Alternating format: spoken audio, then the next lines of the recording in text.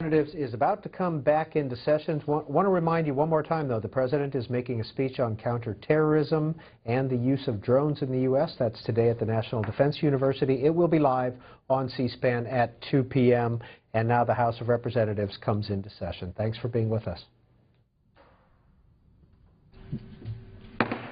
House will be in order. The Chair lays before the House a communication from the Speaker. The Speaker's Rooms, Washington, D.C., May 23, 2013. I hereby appoint the Honorable Kevin Yoder to act as Speaker pro tempore on this day. Signed, John A. Boehner, Speaker of the House of Representatives. The prayer will be offered by the guest chaplain, Pastor Frank Hampton, Jr., Church of God, Jackson, Michigan. Shall we pray? Our Father in heaven, we are eternally grateful for the opportunity to approach your throne as we open this session of Congress in prayer. We pray for your particular blessings on those in authority. Please give them guidance, the understanding to recognize the gravity of their responsibilities, and the courage to be unwilling to compromise integrity and moral conviction for any political advantage. Lord, we are encumbered with critical issues, and we are exhausting our resources. In this time of chaos and confusion, we need your mercies and divine assistance as no other time in our nation's history. And you said if we would acknowledge you in all our ways, that you would direct our path. Although circumstances are mounting, your word gives us hope. It says, if my people, which are called by my name, will humble themselves and pray and seek my face and turn from their wicked ways, then I will hear from heaven and will forgive their sin and will heal their land.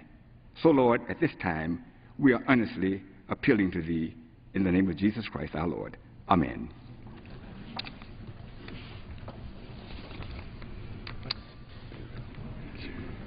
The Chair has examined the journal of the last day's proceedings and announces to the House his approval thereof. Pursuant to Clause 1 of Rule 1, the journal stands approved. For what purposes, the gentlelady from North Carolina seek recognition. Mr. Speaker, pursuant to Clause 1, Rule 1, I demand a vote on agreeing to the Speaker's approval of the journal. The question is on agreeing to the Speaker's approval of the journal. Those in favor, please say aye. Those opposed, no. The ayes have it. The journal stands approved. Mr. Speaker. Gentlelady from North Carolina. Mr. Speaker, I object to the vote on the grounds that a quorum is not present and make the point of order that a quorum is not present. Pursuant to Clause 8 of Rule 20, further proceedings on this question will be postponed. The Pledge of Allegiance will be led by the gentleman from Rhode Island, Mr. CICILLINE. Ask our guests to please stand and join us in the Pledge of Allegiance. I pledge allegiance to the flag of the United States of America and to the republic for which it stands, one nation, under God, indivisible, with liberty and justice for all. Without objection, the gentleman from Michigan, Mr. Wahlberg, is recognized for 1 minute. Thank you, Mr. Speaker. Pastor Frank Hampton, Jr. has been praying over his congregation at the Church of God in Jackson, Michigan since 1967. But today it's an honor to have him praying over the U.S. House of Representatives. Back in Michigan, Pastor Hampton has lived, worked, and served the Jackson community for over 45 years as a well-respected man of God. Local business owners, elected officials, and pastors from around the country seek his counsel on matters of faith and life itself. And I'm grateful for the opportunity to learn from his wisdom and to call him my friend. I first met Pastor Hampton in 2003 and admire him for his sincere faith and heart for service. His impact has been long and consistent, whether in his church, community, the family barber shop, or his ministry to prisoners in the court system. Pastor Hampton's influence has extended beyond the state of Michigan, speaking at venues in Panama, the Cayman Islands, Honduras, Haiti, and Jamaica. I sincerely appreciate Pastor Hampton's presence today and his thoughtful prayer. My hope is that Pastor Hampton will continue to have many opportunities to share his faith and uphold this great country in prayer. May God bless you and all the work you do. I yield back. The gentleman from Michigan yields back. For what purpose does the gentleman from South Carolina? Mr. Speaker, I ask unanimous consent to address the House for 1 minute, revise and extend my remarks. Without objection, the gentleman from South Carolina is recognized. Mr. Speaker, for over 1,700 days, the administration has delayed the Keystone XL pipeline application. According to a Pew Research poll, 2/3 of the American people from both political parties support the project.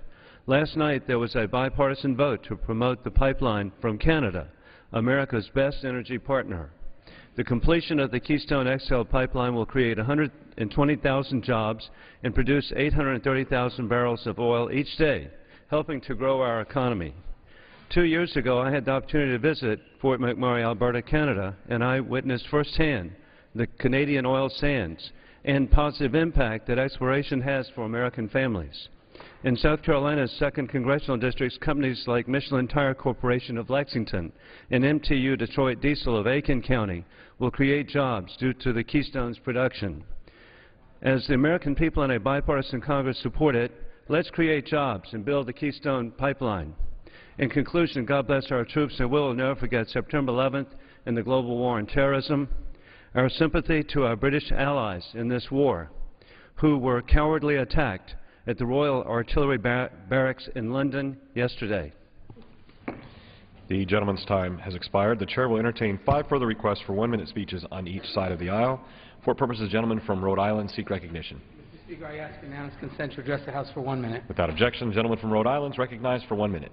Mr. Speaker, I rise today to express my deepest sympathies for the victims of this week's tornado in Moore, Oklahoma, and the surrounding area. I want to especially pay my respects to my colleagues, Congressmen Tom Cole and James Langford, and their constituents as they begin the difficult work of rebuilding their community following this natural disaster. All of us in this chamber mourn today for the 24 individuals who were killed, including 9 children, 7 of whom died in their local elementary school. Our thoughts and prayers remain with them and their families. In the face of such loss, we ask how so many American lives could be taken so quickly. But as we have in the past through scores of other natural disasters, our country will get through this difficult time, confident in our capacity to persevere through any trial and committed to doing all that we can to help each other. If the spirit of America, one nation, indivisible, means anything at all, it means that all of us will come together to help Oklahomans through this difficult and painful time.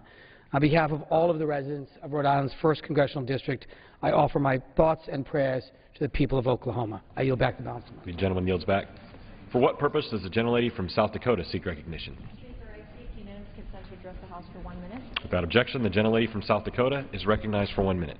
Thank you, Mr. Speaker. Today I rise in support of passing a 5-year farm bill for rural and urban America.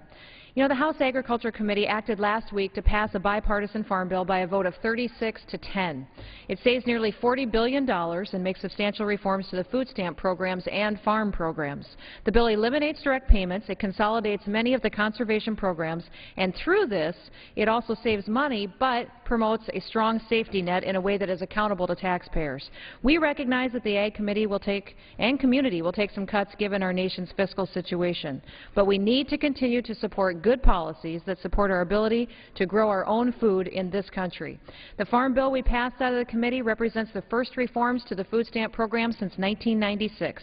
We put a lot of work into this reform and making sure the money goes exactly where it's needed. It closes loopholes in order to crack down on waste, fraud, and abuse. The reforms we make ensure that we can keep integrity in the program. It ensures assistance goes to those who need it the most. I believe we need to hold the federal government accountable to the taxpayers, and this bill is a step in the right direction. Our #1 industry in South Dakota is agriculture. I'm proud of the families in my state that have dedicated their lives to growing our food. And with that, Mr. Speaker, I yield back. The gentlelady's time has expired.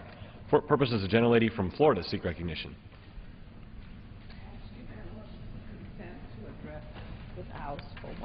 Without objection, the gentlelady from Florida is recognized for 1 minute.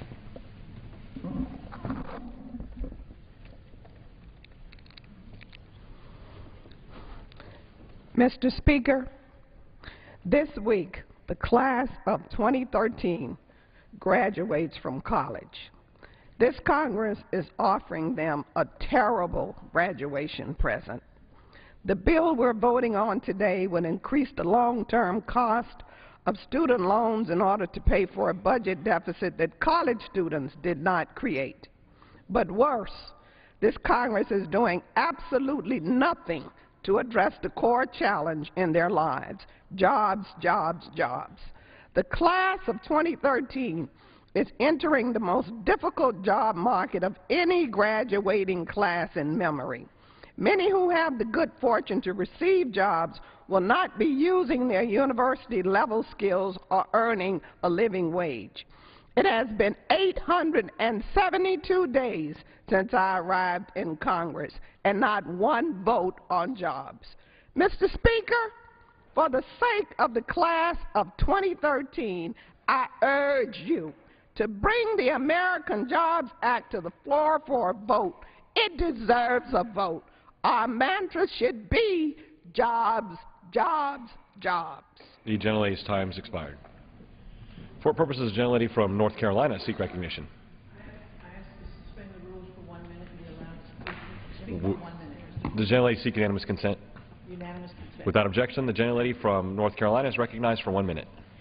Thank you, Mr. Speaker. As House Republicans continue to get to the bottom of what happened last September in Benghazi, it's important to bear in mind how events around the world affect such things as your family's gas bill here at home. We import a lot of our energy in this country. That's a fact. It's just a natural part of our global economy. But considering how volatile things can get elsewhere in the world, wouldn't it be a good idea to develop as much energy as we can right here at home? You'd think that would be a common sense idea, but apparently it hasn't occurred to the Democrats who run Washington. The Keystone XL pipeline, for instance, would be able to transport 830,000 barrels of oil per day. That's about half the oil the U.S. imports from the Middle East. The more energy we can produce right here in America, the more jobs and more secure future we create. It's time for the President to approve this pipeline. I yield back. The gentlelady from North Carolina yields back. For purposes, the gentleman from California seek recognition. Without objection, the gentleman from California is recognized for 1 minute. Mr. Speaker, I rise in support of affordable student loans for all of America's students. I attended California's public schools from kindergarten through undergrad through medical school. I could afford to go because of federally funded student loans. My country made an investment in me, and we need to make that same investment in the next generation of students. Yesterday, I offered an amendment to the Rules Committee, and they rejected it. This amendment would have made student loans more affordable for today's students. That's what we have to do, invest in the next generation. Unfortunately, the bill that is coming to the floor today is going to make college less affordable for the next generation. We must make education more accessible. Vote no on the Making College More Expensive Act. I yield back. The gentleman yields back. For what purposes, the gentleman from Pennsylvania seek recognition. I ask unanimous consent to address the House in 1 minute. Without objection, the gentleman from Pennsylvania is recognized for 1 minute. Mr. Speaker, I rise in support of H.R. 1910, the bipartisan Foreign Manufacturers Legal Accountability Act, which I've introduced this term with Representative Mike Turner of Ohio.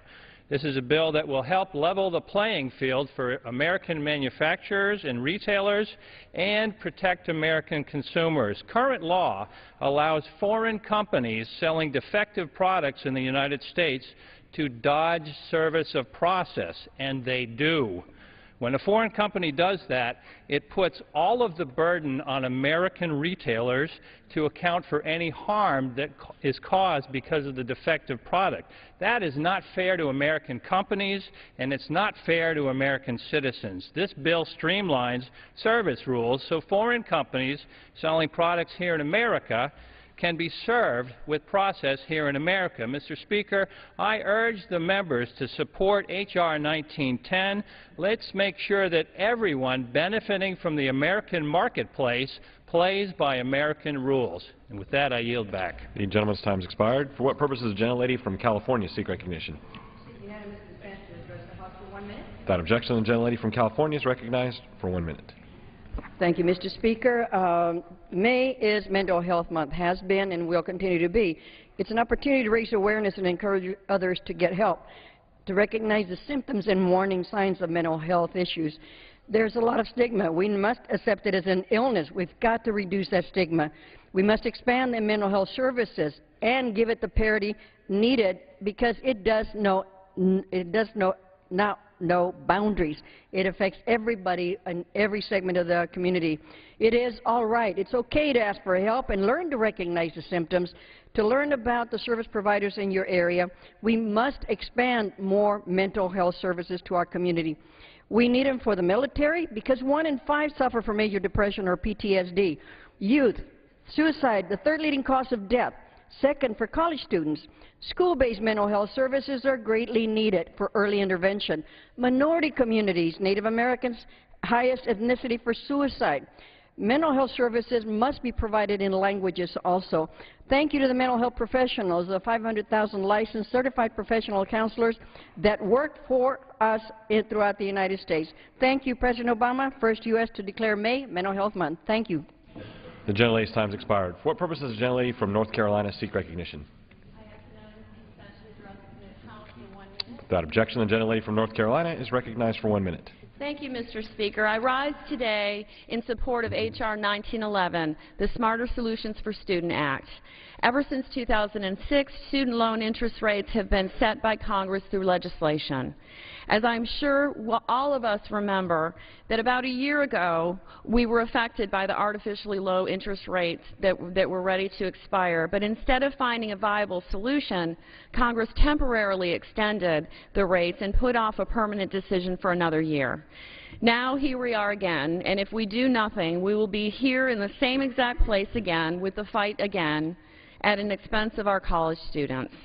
Congress should not be in the business of setting interest rates, and H.R. 1911 fixes this problem and prevents Congress from playing political games with our young Americans' future. The college experience has always been a large part of the American dream. We want the best for our children. We want them to have the opportunity to pursue a college education and create a better life for themselves. We owe it to our younger generation. We owe it to those high school seniors, and I believe that this bill will take care of that issue, and I yield back the remainder of my time. Thank you. The gentlelady's time has expired. What purpose does the gentlelady from North Carolina seek recognition? Mr. Speaker, by direction of the Committee on Rules, I call up House Resolution 232 and ask for its immediate consideration. The clerk will report the resolution. House Calendar number 28. House Resolution 232, resolved that upon the adoption of this resolution, it shall be in order to consider in the House the bill, H.R. 1911, to amend the Higher Education Act of 1965 to establish interest rates for new loans made on or after July 1st, 2013. All points of order against consideration of the bill are waived. In lieu of the amendment in the nature of a substitute recommended by the Committee on Education and the Workforce, now printed in the bill, an amendment in the nature of a substitute consisting of the text of Rules Committee Print 113-12 shall be considered as adopted. The bill, as amended, shall be considered as read. All points of order against provisions in the bill as amended are waived.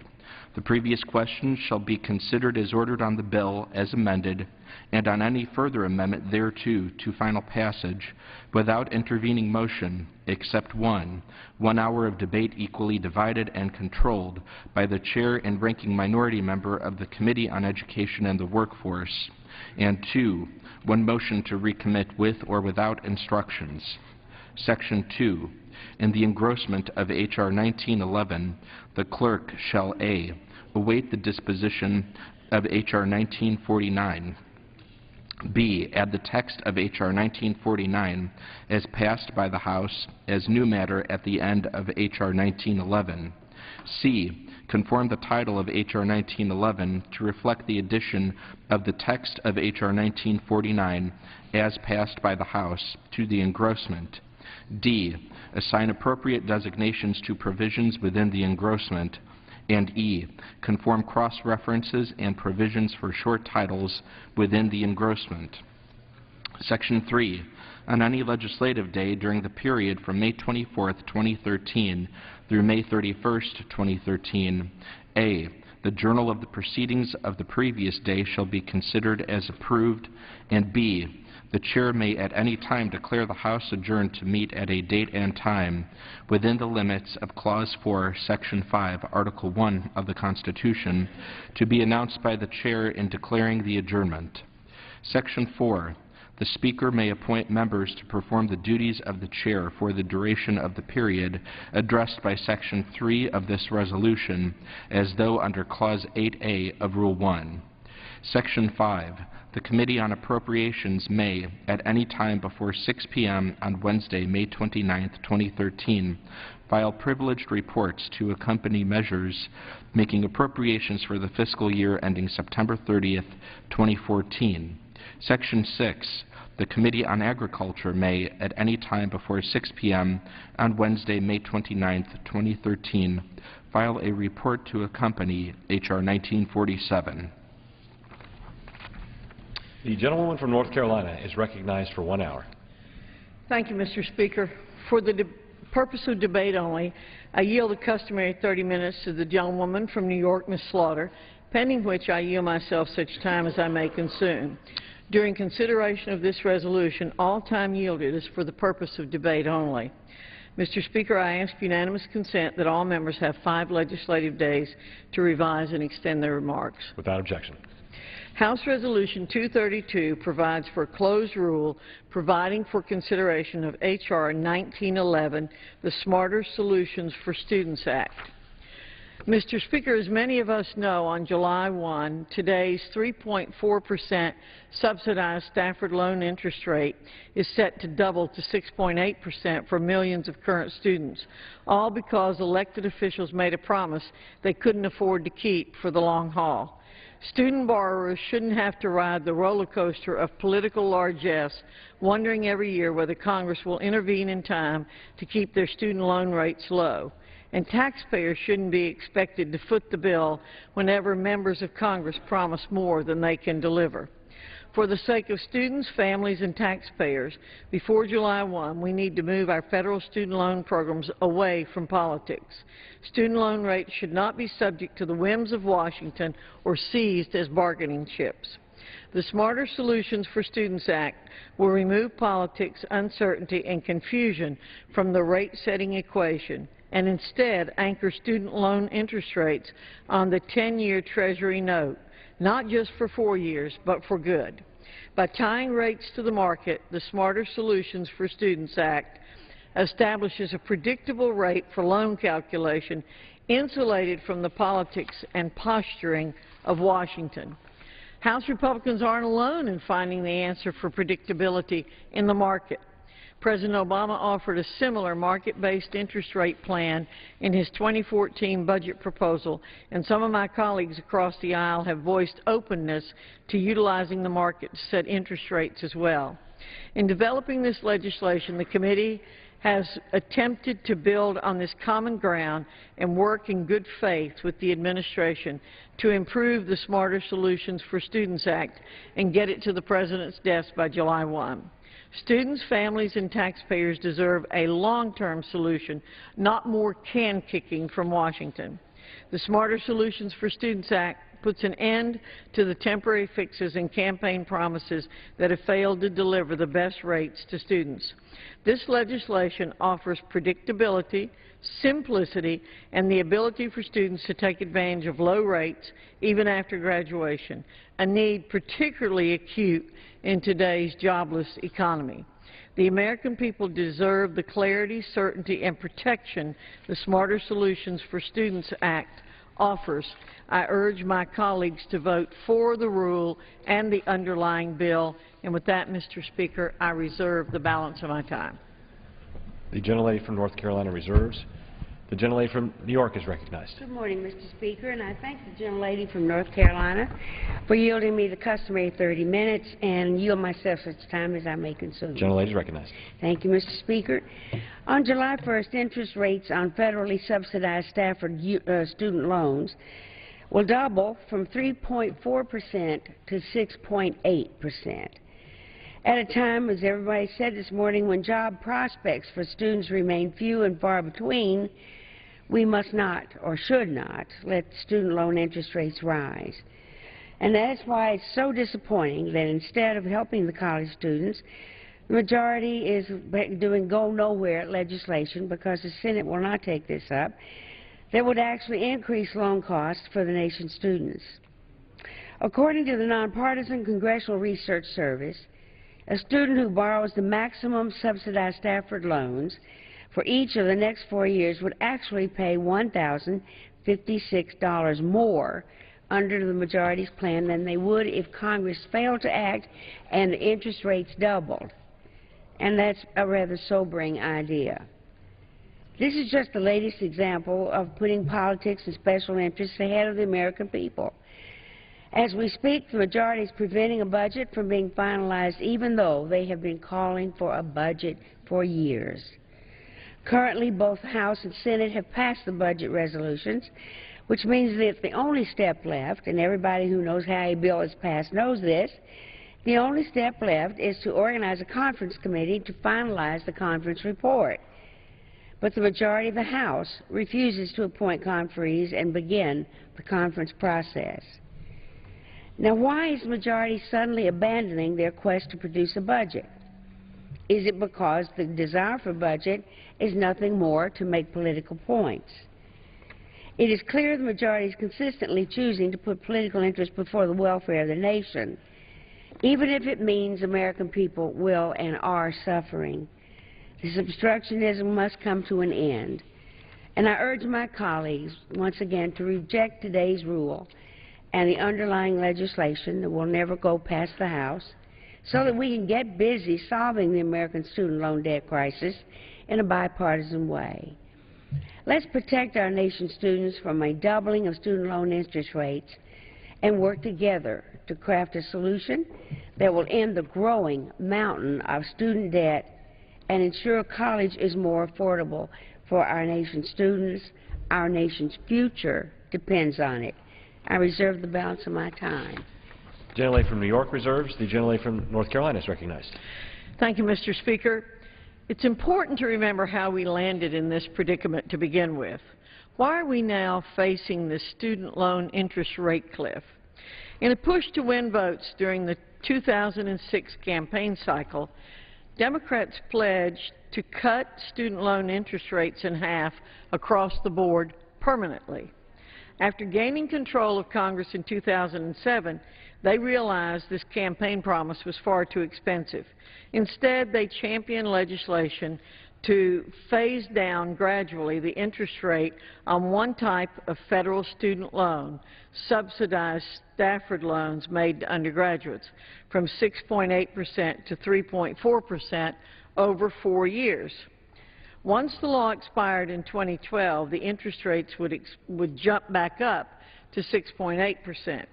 Instead of working with Republicans on responsible solutions that would help make higher education more affordable for students in the long run, the Democrat Congress chose to make false promises to borrowers and kick the can down the road.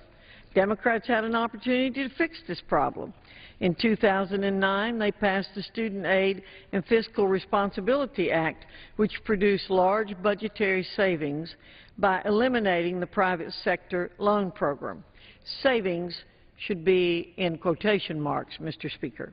But instead of making good on their campaign promises of lower student loan interest rates, Democrats spent all of the funds on other pet projects, including siphoning $8 billion from federal student aid programs to pay for Obamacare. It's time for a long-term solution that gets politicians out of the business of setting student loan interest rates. That's why Republicans approved a one-year extension of the 3.4% interest rate last year to allow time to work on a comprehensive solution. And the Smarter Solutions for Students Act is the result of our efforts. Republicans and Democrats should come together to pass this legislation and ensure students and families don't have to worry about politicians setting arbitrary interest rates or kicking the can down the road for years to come. And with that, Mr. Speaker, I reserve the balance of my time. The gentlelady from North Carolina reserves. The gentlelady from New York is recognized. Mr. Speaker, I am pleased to yield 2 minutes to the gentleman from California, the ranking member of the Committee on Education and Workforce, Mr. Miller. The gentleman from California is recognized for 2 minutes. Without objection.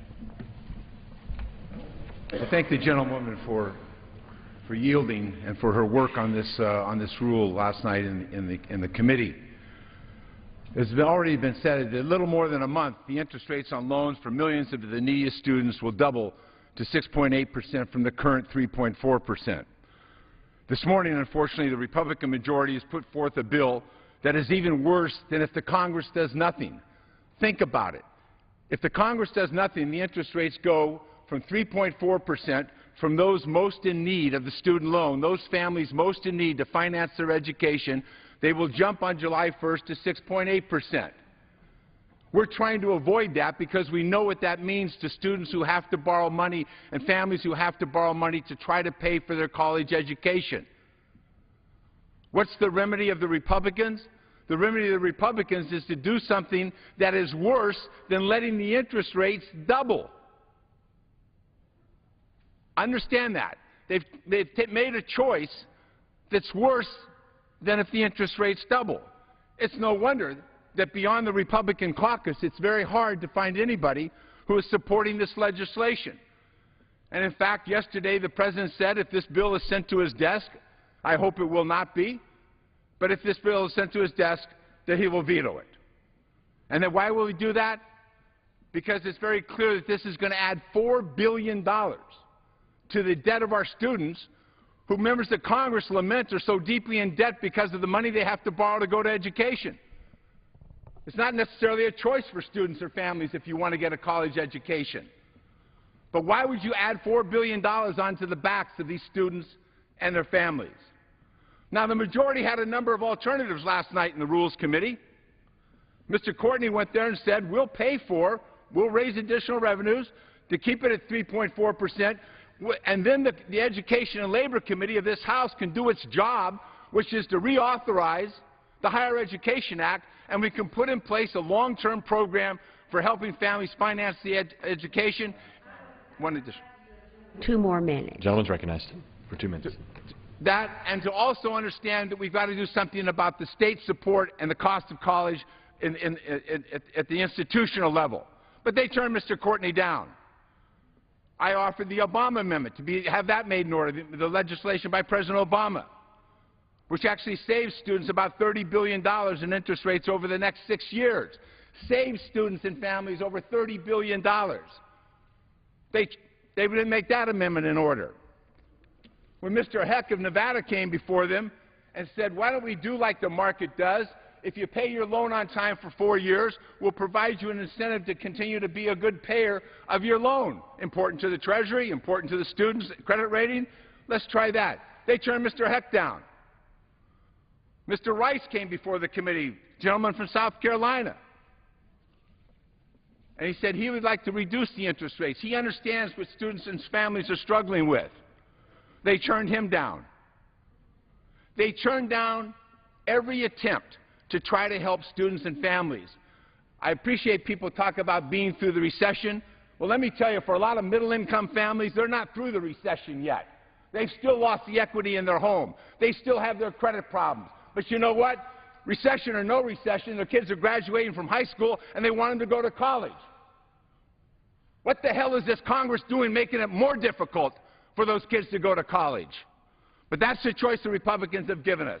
And I would hope on a bipartisan basis we would reject this effort and we would go to work on legislation that is long-term, that's in the interest of the students, and stop crushing the aspirations of these families and these students, which this legislation does. It should be rejected.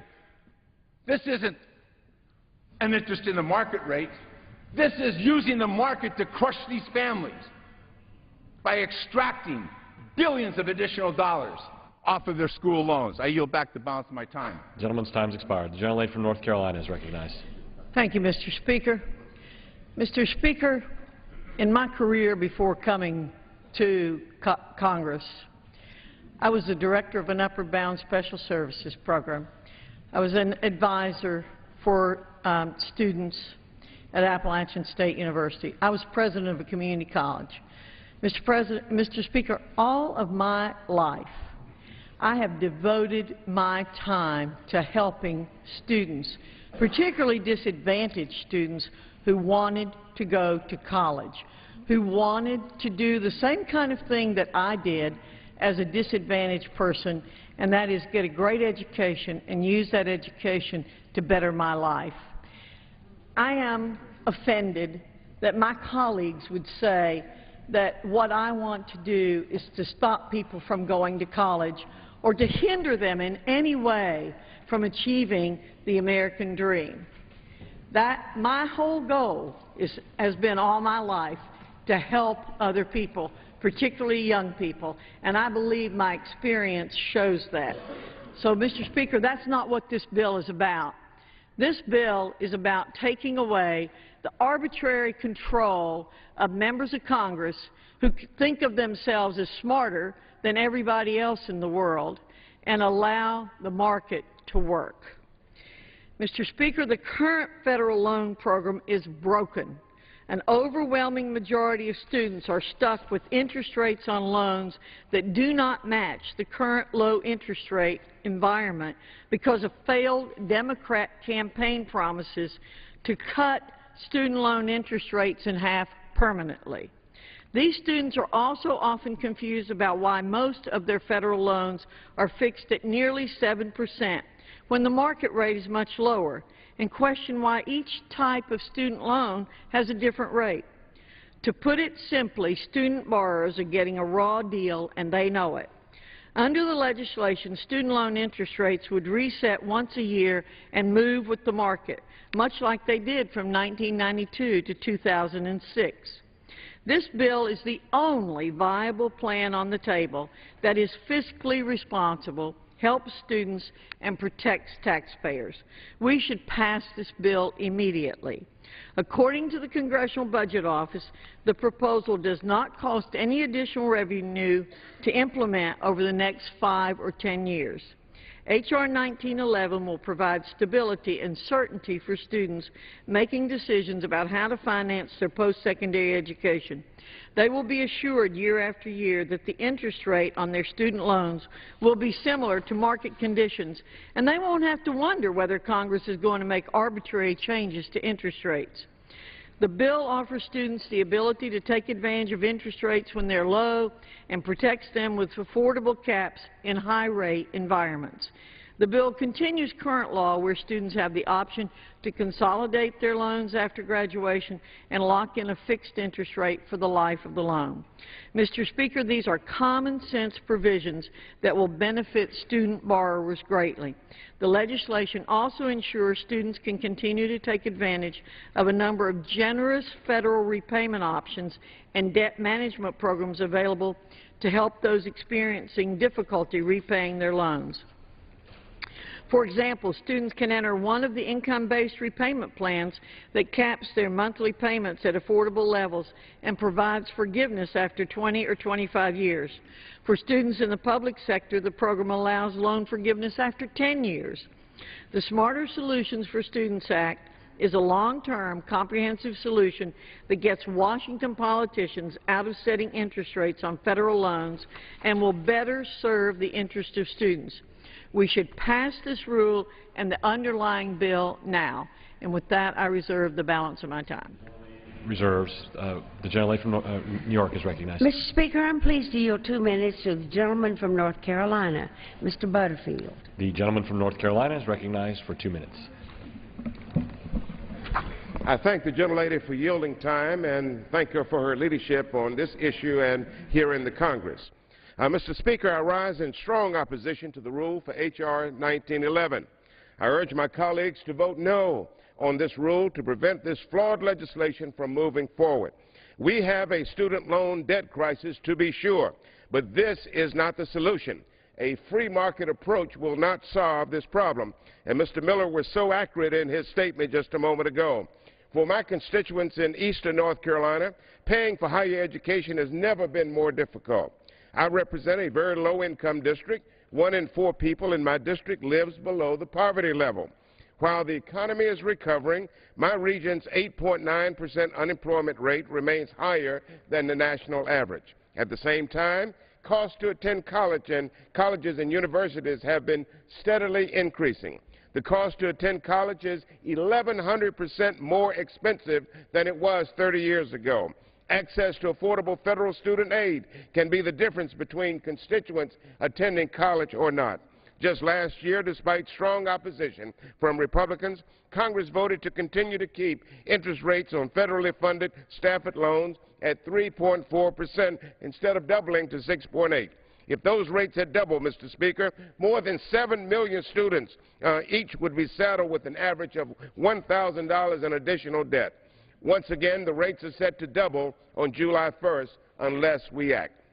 However, I urge my colleagues to oppose this rule and this misguided approach. This legislation would tie loan interest rates to the 10-year Treasury note, but require that rates adjust each year.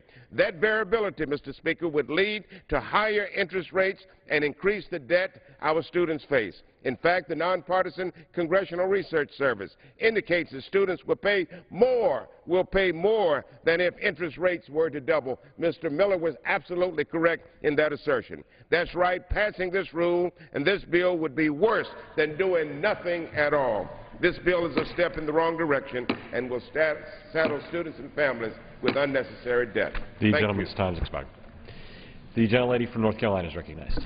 Thank you, Mr. Speaker. During the 2006 election cycle, Democrats made student borrowers a promise they did not keep. As a result, interest rates on student loans are set to double in a matter of weeks. The Smarter Solutions for Students Act will provide student borrowers with the certainty and stability they need to finance their education. Today's graduates are facing severe economic headwinds that make finding a job, repaying student loans, and starting a family extremely difficult. These students want nothing more than the opportunity to earn their own success. That's the American dream. But for many of them, that dream seems hopelessly out of reach. We can do better, Mr. Speaker. The overall unemployment rate is 7.5%. Hardly better than the day President Obama took office. 12 million Americans are unemployed and anxious to get back to work, and 7.9 million Americans are underemployed. According to the Joint Economic Committee, the slight decline in the unemployment rate is largely a mirage created by declining labor force participation. If the labor force participation rate had not declined since January 2009, the unemployment rate would be 10.9% instead of 7.5%. As we all know, this is well above the officially reported rate and the stimulus promise of 5.1%. According to the Bureau of Labor Statistics, the number of involuntary part-time workers increased in April by 278,000 to 7.9 million. These are people working part-time because their hours were cut back or because they are unable to find a full-time job. There were 835,000 so-called discouraged workers in April alone. Discouraged workers are those, quote, persons not currently looking for work because they believe no jobs are available before them, end quote. Mr. Speaker, these people aren't just jobless, they're hopeless, and they deserve better. It's time to get America working again. But the failed policies of President Obama and Senate Democrats, higher taxes, more spending, and bigger government, are designed to continue to fail to create jobs or spur economic growth. The effects of President Obama's runaway spending, spiraling deficits, and mounting debt are being felt by every American. When President Obama took office, there were 31.9 million Americans using food stamps. Today, 47.3 million Americans use food stamps. That's an increase of 15.4 million people. Today, 15% of the entire U.S. population receives food stamp assistance. That is by far the largest number in history. Mr. Speaker, the policies of this administration are taking us in the wrong direction. The Republicans are focused on creating jobs and making things better for all Americans, and we need to pay attention to those policies. We can pass this rule, pass this bill, and get us going in the right direction for college students. With that, Mr. Speaker, I reserve the balance of my time. The gentlelady from North Carolina reserves. Gentlelady from New York is recognized. Thank you, Mr. Speaker. I'm pleased to yield 1 minute to the gentlewoman from Washington State, Ms. Del Bene. The gentlelady from Washington is recognized for 1 minute. I want to thank the gentlewoman for the time. Mr. Speaker, I rise today to oppose this rule and discuss the importance of protecting college affordability.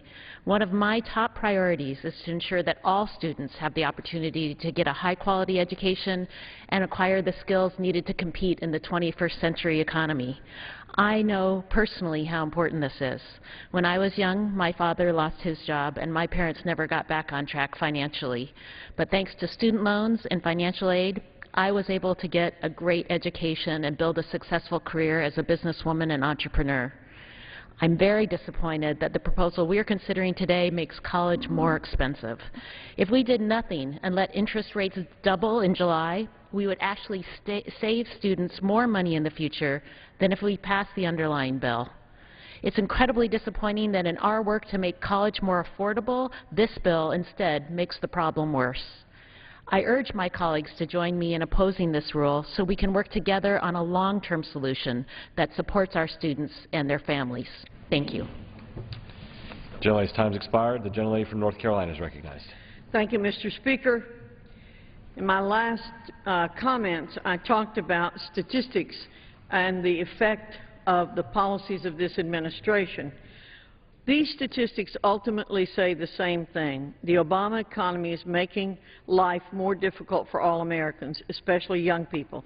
Fortunately, House Republicans have a plan to restore economic growth and spur job creation so that graduating students can find employment. Job creators are being stymied by mountains of regulatory red tape, crippling tax rates, a perplexing tax code, needlessly high energy prices, and rampant uncertainty caused by the President's failed leadership. Mr. Speaker, there's a better way. House Republicans are hard at work passing legislation to help grow the economy and create jobs. Our goal is to tear down the barriers to job creation and unleash the power of American ingenuity so that today's graduates can prosper and succeed and achieve the American dream. As part of this plan, we're working diligently to make life easier for student borrowers, cut job-killing red tape that costs small businesses $10,585 per employee each year, reduce gas prices and create jobs by producing more American energy, which is important since every penny increase per gallon of gas costs consumers $4 million per day. Simplifying a job-killing tax code that cost Americans $168 billion in 2010 just to comply, prevent job-killing tax hikes on small businesses, and reduce uncertainty by tackling the debt crisis with responsible spending cuts. The Republican plan will demolish Washington's self-made roadblocks to prosperity and put American job creators back on offense. The trick to growing our economy is getting politicians out of the way and letting American workers and entrepreneurs do what they do best: create shared prosperity through freedom and innovation. The Smarter Solutions for Students Act is an important part of this plan. I urge my colleagues to support this rule and the underlying bill, and with that I reserve the balance of my time. Gentlelady reserves. Gentlelady from New York is recognized. Mr. Speaker, I'm pleased to yield 2 minutes to the gentlewoman from Florida, Ms. Castor. The gentlelady from Florida is recognized for 2 minutes. Well, I thank my colleague, the ranking member of the Rules Committee, for yielding the time and for being a consistent voice on behalf of families and students across America. Mr. Speaker, I rise in strong opposition to the Republicans' Making College More Expensive Act and the rule, and I rise on behalf of students all across America, particularly back home in Florida and in the Tampa Bay area. Mr. Speaker, we know that a college education is key to success in life, and that the rising costs of attending college can be an impediment to students' ability to get into the classroom and get the courses that they need. About 10 days ago, I was at Tampa's Robinson High School talking with graduating seniors, and they implored me to please stand up for them and be a voice, because they see the direct connection on the money that their families have to spend and on their ability to attend college. That is why this Republican Making College More Expensive Act would be so detrimental to the future of our country and to those families and students that really want to get ahead in life. For example, the GOP's bill is projected to nearly double student loan rates by 2016, and by the time next year's freshmen graduate and start repaying their loans in 2017, the interest rate is expected to more than double beyond today's current rate. So I think about the 34,000 students in my district that rely on loans, whether they're at Hillsborough Community College, St. Pete College, the University of South Florida, the University of Tampa, or wherever. This Congress has got to stand up for families and students for a change. So I urged my Republican friends to cross over and join us and to block the student loan increase that the Republican leadership is proposing, side with students and families, oppose the rule, and oppose the bill. I yield back. Gentlelady's time's expired. The gentlelady from North Carolina is recognized. Mr. Speaker, I'll reserve. Gentlelady from North Carolina reserves. Gentlelady from New York. Mr. Speaker, I'm pleased to yield 2 minutes to the gentleman from New Jersey, Mr. Holt. The gentleman from New Jersey is recognized for 2 minutes. Mr. Speaker, I thank the gentlelady from New York, a good friend, and I rise in opposition to the rule and the underlying bill. This comes down to an important question of American domestic policy. How important is it to us as a country to make college possible and accessible for students so they can improve their lives and improve our country? Some of the great historic moments of American policy, the creation of the land-grant colleges, the GI Bill, providing student loans, were directed toward increasing access to higher education. And today, the House will vote on a bill that would reverse decades of progress. It would, in effect, transform the federal government into a greedy Wall Street bank, charging students punitive and wildly variable interest rates while banking billions in profits. Yes, the government would reap profits derived from students and recent students. They see, the authors of this bill, they see this as government revenue. Instead of collecting taxes, they do it through a back door, trying to pay down the deficit on the backs of students. So today we have a choice. Do we make college more expensive for our low-income and middle-class students? For me, the clear answer is no. It's wrong, it's short-sighted, it's not right for students, it's not right for families, it's not right for our economy. The Rules Committee could have given us a bill to lock in low rates for student loans in the national interest, not to collect interest from students. But instead, they want to balance the budget on the backs of students and recent students. I yield back. The gentleman yields back. The gentlelady from North Carolina is recognized. Thank you, Mr. Speaker. My colleague is accusing Republicans of increasing taxes on students. That is a laughable accusation, especially when you look at the number of proposed tax increases included in the Democrat budget resolution. It's almost as disingenuous as they're calling for dedicating 10-year savings generated by the underlying bill to higher education. After all, in 2010, House Democrats passed the Student Aid and Fiscal Responsibility Act, SAFRA, which included language that put $13 billion in savings towards deficit reduction.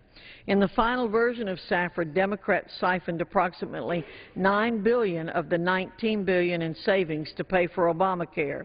The rest of those savings went to deficit reduction. The Smarter Solutions for Students Act is a fiscally responsible plan that generates a small amount of savings based on CBO estimates.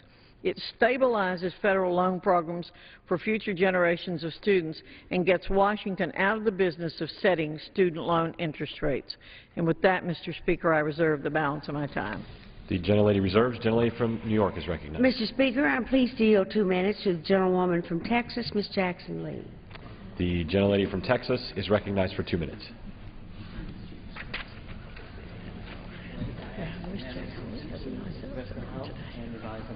Without objection, the gentlelady is recognized. I thank the gentlelady from New York and gentlelady from North Carolina. Thank the gentlelady from New York for her persistent leadership on this issue. And I rise today to first ask the question how you can have legislation that sounds positive, but in actuality literally puts the education system of America upside down. First, let me tell you how frustrated Americans are as they see the drip, drip, dripping of the sequester. And I join the gentlelady in her frustration of why we have not gone to budget reconciliation. I just want to mention the pathway of education so that we can see that families are being pounded upon. Sequestration is causing 70,000 children to lose Head Start and early Head Start, and unfortunately 950,000 military children will lose teachers. And I live in a state where we have a lot of military bases. So when I rise today to oppose H.R. 1911, I rise with a high degree of overwhelming frustration for the people who live in my state. I am sorry that this rule did not accept an amendment that I had that would have submitted a report to Congress on the feasibility of offering loan forgiveness for those who put businesses in economically depressed areas. That truly provides for jobs. But then the real thing is to cap the interest rates at 4%. As was indicated by my colleague, Mr. Holt, he indicated how the numbers would go up for the students. Well, let me talk to you about Parent Plus. Now you can really see the oppression on parents who are trying to help their students or their children go to school. In addition to the $100 billion of debt that students are carrying, we now eliminate the feasibility of Parent Plus loans. Right now, in current law, they're $27,956. But if we go into this bill, they'll go up to almost $36,000. A parent with 4 children. I've spoken in the last couple of weeks at the University of Houston downtown, the University of Houston, Texas Southern University, Houston Community College. I've spoken at Lone Star colleges, all these colleges in our district, St. Thomas. But what I would say to you, you have 30 seconds? Yes, I yield an extra 30. Gentlelady is recognized for an additional 30. I thank you so very much. All of this does not answer the question when this bill will be passed. I ask my colleagues to oppose the rule, oppose the underlying bill, cap this. This is not the President's message. The President had an extended life to be able to provide for parents and for students. All you have to do is look at the red. $36,000 is what this bill is going to cause parents, and that means that we're going to close the door of opportunity for women, for minorities, and for Americans to get a higher education. This is not the way in graduation season to say thank you to our children for being successful and graduating from college. Let's oppose this bill and do the right thing for Americans. I yield back. Gentlelady's time has expired. The gentlelady from North Carolina is recognized. Mr. Speaker, I'll continue to reserve. Gentlelady from North Carolina reserves. Gentlelady from New York is recognized. Mr. Speaker, I'm pleased to yield 2 minutes to the gentleman from New Jersey, a member of the Committee on Education and the Workforce, Mr. Andrews. The gentleman from New Jersey is recognized for 2 minutes. Without objection, the gentleman is recognized. Thank you, Mr. Speaker, and I thank my friend from New York for giving me the time. We approach July 1st with a problem where if the Congress does nothing, interest rates will double on student loans from 3.4% to 6.8%. There are 3 options that are before the country and before the Congress. The first is just let it happen, to let the rates go up to 6.8% and make higher education much more affordable for the people of the country. The second option is the option that's on the floor, which is to make it worse, to raise the interest rates over the long term higher than 6.8% and cost students and families an additional $3.7 billion to pay for a higher education. There is a third option offered by Mr. Courtney from Connecticut. That option would say, let's leave the rates at 3.4% for 2 years. Let's pay for that decision so it doesn't add to the deficit, and then use those 2 years to negotiate a sensible long-term solution to the problem. Now, I know that there are those who disagree with Mr. Courtney's approach. I know there are those who agree with the Republican approach, but what I don't understand is why all three options aren't before the Congress. See, what we have in front of us today is to either do nothing and let the rates go to 6.8, or do something and make them go even higher. There is a third and better choice that the majority has refused to let the Congress vote on. I suspect the reason we can't vote on that choice is it would win. It would prevail. This is supposed to be a body where majority rules. Instead, it's a body where paralysis rules. This bill will probably pass the floor. I'll ask for 15 more seconds. I yield 30 seconds. Gentleman's recognized for additional 30. I thank my friend. This bill will probably pass the floor. It will go nowhere. And we will be back sometime in late June trying to solve this problem. Let's have a Democratic vote with a small d. Let's let the House vote on all the options, and I believe Mr. Courtney's option to leave the rates at 3.4% would and should prevail. I yield back. Gentleman yields back. The gentlelady from North Carolina is recognized. Thank you, Mr. Speaker. I'll continue to reserve.